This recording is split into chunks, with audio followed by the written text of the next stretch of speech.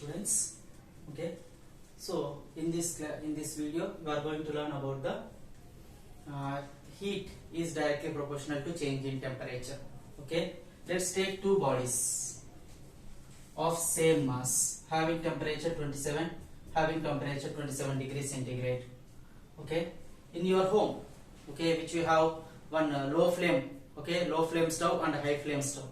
Okay, you have kept it in a low flame stove and you have kept it in a high flame stove. Okay, so after certain time, okay, after certain time, let's take 2 minutes or 3 minutes.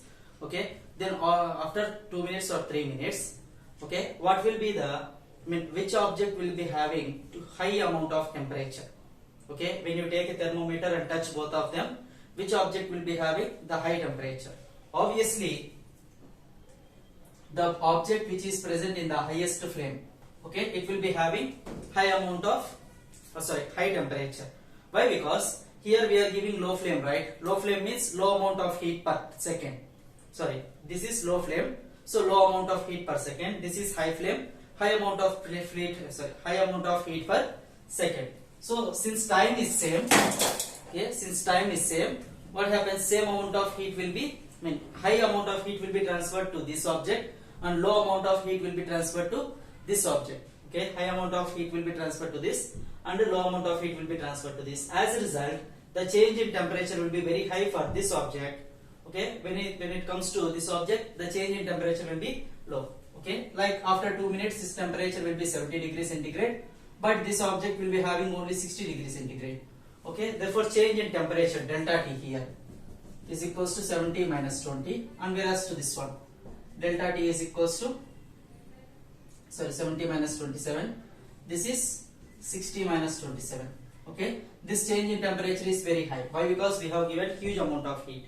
Okay, that's why we can say when the mass is same, then heat is directly proportional to change in temperature. Okay, then heat is directly proportional to change in temperature. Okay, so if you want, you can do it in your home. Okay, let's go to the next one.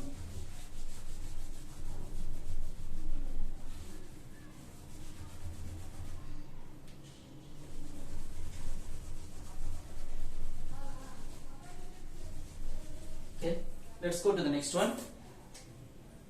Okay, so when these two are same, okay, then heat, okay, then Q is directly proportional to, when Q, we know that heat is directly proportional to mass and heat is directly proportional to change in temperature, right?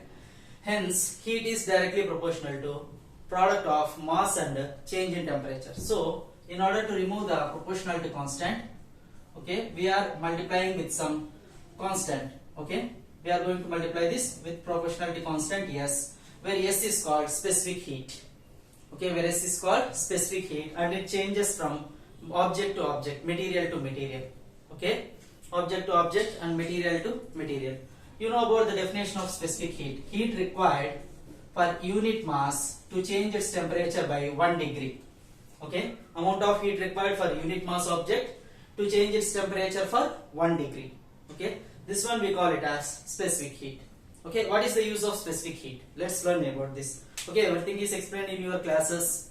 Okay, everything have explained in your classes. Then what is the use of knowing specific heat? Okay, what is the use of knowing the specific heat of the object? Okay, specific heat decides whether the object to rise its temperature much faster or much slower. Okay, specific heat decides, okay, how much heat should be flowing through the object, okay, to rise its temperature to certain level. Okay, specific heat decides. Simply to say, take one copper vessel. Okay, take one copper vessel and one steel vessel. Okay, take one copper vessel and steel vessel. Same mass. Okay, same mass. Initial temperature is 27 degrees centigrade. Both of them. Okay, give same amount of heat for same time. Okay, provide same amount of heat for same time. Okay, provide same amount of heat for same time. Okay, then what will happen? Okay, what do you think? Which object will be having more temperature, whether steel or copper? Okay, which object will be having more temperature? Why? Because we are giving same amount of heat, right? What do you think, whether copper or steel? Okay, my answer is copper will rise its temperature to much higher extent than the steel material. Okay, why? Because specific heat of copper is less than specific heat of steel.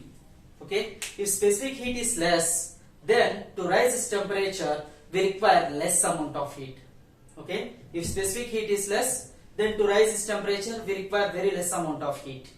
Okay, we require very less amount of heat. Okay, so if the specific heat value is high, then we require very huge amount of heat.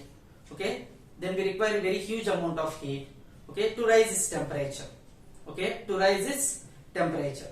Okay, so this is the reason why in the recent vessels, okay, for recent vessels, okay, there will be copper coating at the bottom. Okay, there will be copper coating at the bottom. If you have observed the recent vessels, whatever the vessels that are used in cooking of the home, at the bottom there will be some certain coating will be there. Internally it is different, outside it is different, but at the bottom, okay, they will be having a certain coating called copper coating. Okay, so what happens when we give some copper coating there? Okay, it requires very less heat to rise its temperature. Copper gets temperature very faster. Okay, copper absorbs the heat very faster and provides the same heat to each and every object. Okay, rate of heat will increases. As a result, what happens? Same heat, a huge amount of heat that is used to lost. Okay, that is the huge amount of heat that we used to lost in the previous cases. Okay, that used to be gaining. Okay, so loss of heat will be decreased. Okay, loss of heat will be decreased. Okay, as a result, the food gets cooked much faster. Okay, as a result, the food gets cooked much faster. Okay, this is the reason why we are using copper coating for vessels. Okay, copper coating for vessels. Okay, an object having low specific heat, okay, it rises its temperature faster, as well as, okay, it cools down also faster. Okay, for low specific heat objects, they increase their temperature very faster and they decrease their temperature also very faster. Okay, for low specific heat objects like copper, aluminium, okay, they will rise their temperature to very high temperature very faster. Okay, same as cooling also. Okay, the best example for low specific heat in oils, okay, is the cooking oil. Okay, is the cooking oil. Okay, cooking oil. If you have observed the cooking oil, okay, then you can see one thing, that cooking oil gets heated very faster. Okay, to have puri or to bake bondas, okay, to make chicken kebab, okay, whatever it may be, chicken fry. Okay, we will keep some oil in it and we will start frying it, right? Okay, just after giving just low amount of heat for just few time itself, it will rise its temperature very faster. Okay, and those who have made any type of puris in your home, you might have observed this one. Okay, the oil gets heated very faster when we allow it to, okay, when we keep it aside for some time. Okay, for 5 minutes or 10 minutes, if we keep it aside, then obviously it will come to normal temperature. It cools down very faster. Okay, why? Because the cooking oil specific heat is very less. When it comes to water, that is high specific heat body, okay, the water won't rise its temperature much faster. It takes so much of time to rise its temperature. Okay, it takes so much of time to rise its temperature. Same as for cooling also. Okay, water won't get heated much faster. Okay, it rises its temperature so slowly. Okay, it rises its temperature too slowly. Okay, when we won't give heat, okay, it will come down its temperature also very slowly. In the normal room temperature, I am saying. Okay, in the normal room temperature, I am saying about it. Okay, why? Because its specific heat is high. Okay, so what is the use of high specific heat objects? High specific heat objects. Okay, what is the use of high specific heat objects? If you know any computer hardware, okay, for each and every processor they will keep some heat sink. Okay, heat sink liquid. Okay, heat sink paste we used to say. Okay, that heat sink is the material which is having high specific heat. Okay, it is the one which is having high specific heat. Okay, what happens if you keep very high specific heat? okay, if we keep that paste to the processor, okay, what will happen? Okay, the processor normally when it do the work, it raises its temperature. Okay, so it gets faster. I mean, it gets hotter very faster. So to cool it, we are using cooling fan and heat sink. Okay, cooling fan. If the cooling fan is not working properly, then what will happen? The heat sink will start absorbing the high specific heat objects. Will start absorbing the heat. Okay, high specific heat objects will start absorbing the heat. Why? Because processor. Okay, the processor is a high temperature object. Okay, and the heat sink or coolant. Okay, coolant is a low temperature object. So heat travels from high temperature to low temperature. Heat travels from high temperature to low temperature. As a result, what will happen? Okay, the coolant, that is the heat sink, okay, heat sink paste, will start absorbing the heat that is generated by the processor. Okay, the heat that is generated by the processor. As a result, the processor becomes cool in major cases. Okay, the processor stay in cool condition in major cases because of this high specific heat. Okay, high specific heat sink. Okay, high specific heat object, heat sink paste. Okay, similarly we use this high specific heat, okay, as a heat insulator. Okay, as a heat insulator. If you know about the flask, okay, if you know about the flask which we use to store coffee, okay, that makes the coffee to stay hot for such a long period of time. Okay, so what is present inside the flask? Okay, there will be an outer layer. Okay, there will be an outer steel layer, and internal steel layer will be there. But in the middle, okay, whatever the thing that is present in the middle, okay, a high specific heat. Okay, a high specific heat material will be inserted in it.